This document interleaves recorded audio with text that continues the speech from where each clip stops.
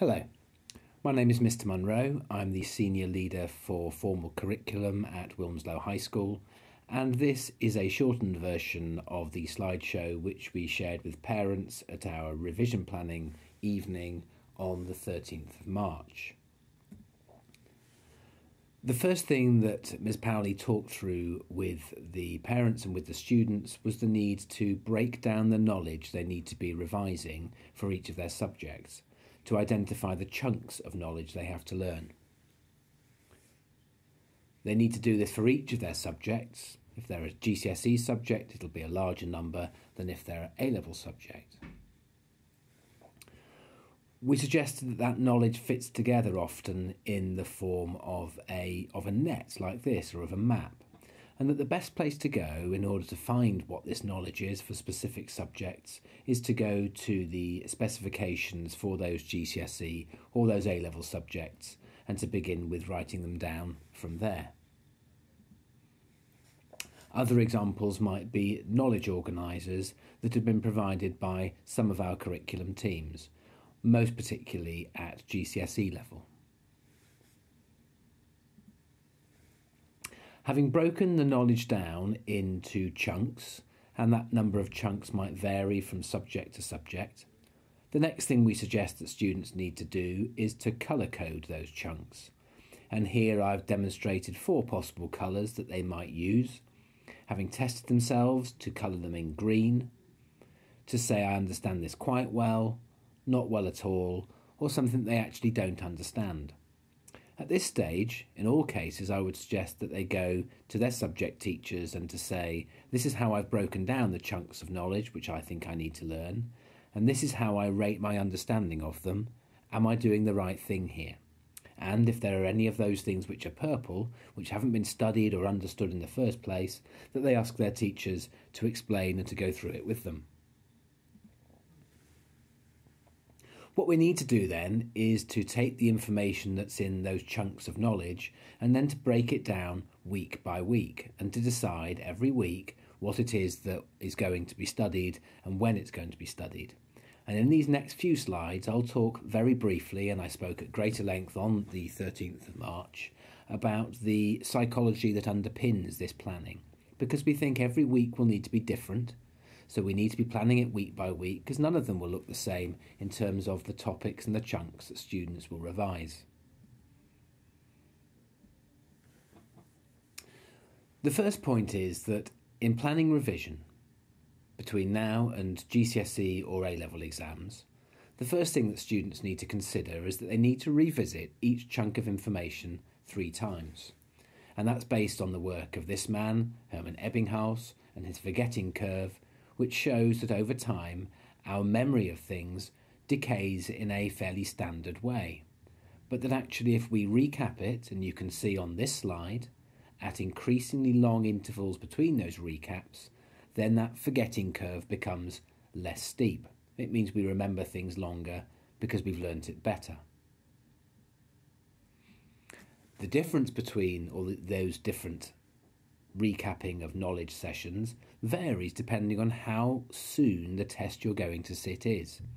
If it's one small piece of knowledge for a small test, let's say a spelling or a vocabulary test or a quiz on a knowledge organiser that you might need to learn in 1 week's time, then research by Melody Wiseheart suggests that you need to be recapping every 1 to 2 days. At this point in March, before exams which start in May, what we suggest is that you need to be recapping each chunk of knowledge every 2 weeks, or every 2 to 3 weeks.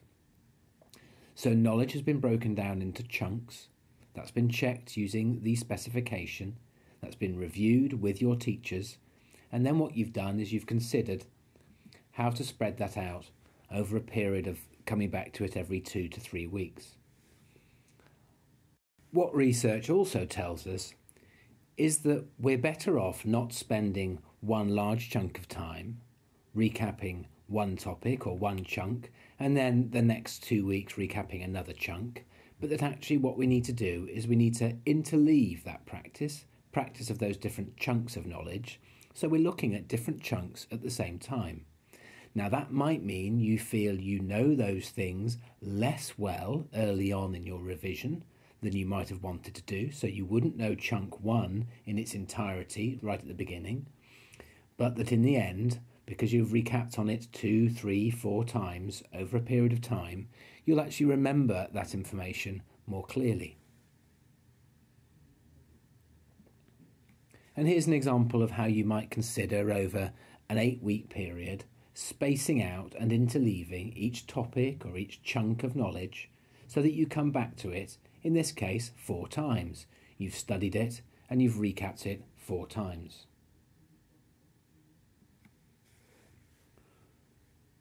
Along with recapping and studying and planning your revision, we also know that regular and deliberate practice is the best way to improve your performance, particularly in exams, particularly when you face the challenge of writing quite a significant amount of information, which is something which not all students are really well prepared for. In order to support those students, you need to know that every Thursday we offer an Exam Thursday session where any student can come and do any exam practice for any subject sitting in the hall. That gives them a real sense of practice in the real environment where they need to do it, sitting working against the clock. And that underpins this idea, the idea of testing rather than studying. Revision needs to be about practicing recall. It needs to be active. It mustn't involve simply rereading notes or highlighting those notes or writing them out again. As I've asked here, do we say in our 4 sessions we study, study, study, study, or do we study once and test 3 times? Test may involve past exam questions, which help you actually to store that information in the longer term, as well as to recall it, to retrieve it. Taking that opportunity of testing yourself using past papers, testing yourself using past questions, using a variety of websites that your teachers will have shared with you, or working with your friends, is a way of going through bringing that testing into your practice. If you want to find out more, then the website on this slide shows you a link to some research by a number of academics into methods of studying that work, but also highlights the methods that maybe we all use that aren't as effective use of our time as could be. Similarly, this link to a video clip gives 6 tips for high quality study skills. Also at the revision evening, we showed parents this link to where our revision pages for GCSE can be found on the fireflystudent dashboard, that they need to click on that Year 11 revision link on the right hand side on their home page.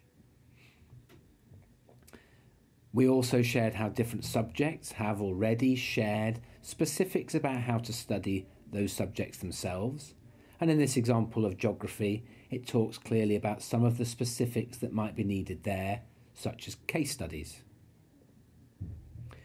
Mr. Jones talked through some information to do with science.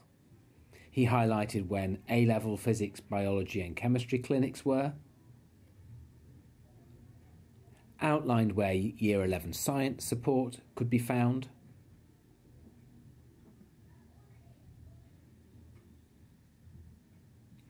and showed the new resource for My GCSE Science, and showed some sign-up instructions which you can see on this slide here.